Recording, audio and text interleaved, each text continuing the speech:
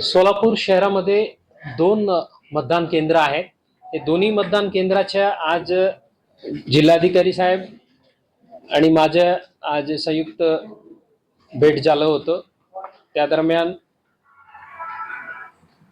जिल्हाधिकारी कार्यालयातून अधिकारी आणि आपलं पोलीस विभागाच्याही DCPs, ACPs आणि सर्व बंदोबस्त करणारे अधिकारी उपस्थित होतो. त्या ठिकाणी आम्ही जे ट्रॅफिकसाठी वेगळं बंदोबस्त दिलेले आहेत, पार्किंगच्या 100 मीटरच्या आणि नंतर प्रेमाइसेसच्या आतच्या, अशा वेगळे लेयर्सला बंदोबस्त देण्यात आलेले आहेत. उत्तर आणि दक्षिण दोन्ही तहसील कार्यालय मतदान केंद्र म्हणून वापरण्यात येणार आहेत. या दोन्ही ठिकाणी जे दिलेले स्केल्स आहेत त्यानुसार आम्ही बंदोबस्त वापरणार आहेत.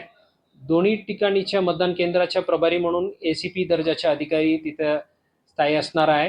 त्यांच्यासोबत पूर्ण टीम्स आमच्या उपलब्ध राहील आणि ट्रॅफिकच्याही वेगळं नियोजन करण्यात आलेलं आहे. धन्यवाद.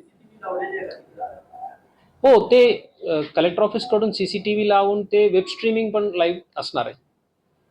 बऱ्यापैकी वेळा काय होतं की D झोन मध्ये आहेत ना, आता ह्यावेळेस जे मतदार आहेत ते सगळे पॉलिटिकल पार्टीचे लोक आहेत.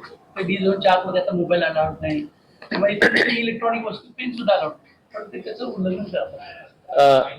आता आमचं नियोजन अशा केलेले आहेत, ज्या ठिकाणीतून गाडीतून डिबोर्ड करतात, म्हणजे जे 100 मीटरच्या एरिया जे आहे त्या ठिकाणीच त्यांना सूचना देऊन त्यांचे जे काही वाहन आहे तिथेच सर्व, बिकॉज पेन पण अलाउड नाही आहे, ते आजचे पर्टिक्युलर पेन अवेलेबल राहील त्याच वापरायची.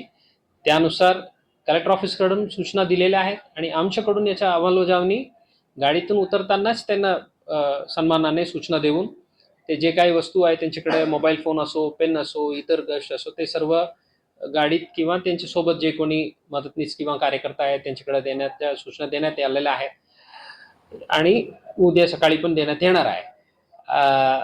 जे मतदाराकडे असा कोणी माणूस नाही आहे सोबत वगैरे असं असलं तर मतदान केंद्राच्या बाहेर याच्या सुविधा संबंधित तहसीलदार मार्फत करण्यात आलेल्या आहेत.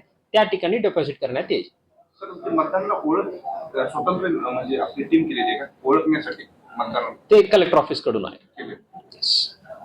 ते एंट्रन्सलाही चेक करून आयडेंटिटी व्हेरीफाय करून आत सोडणार आहे.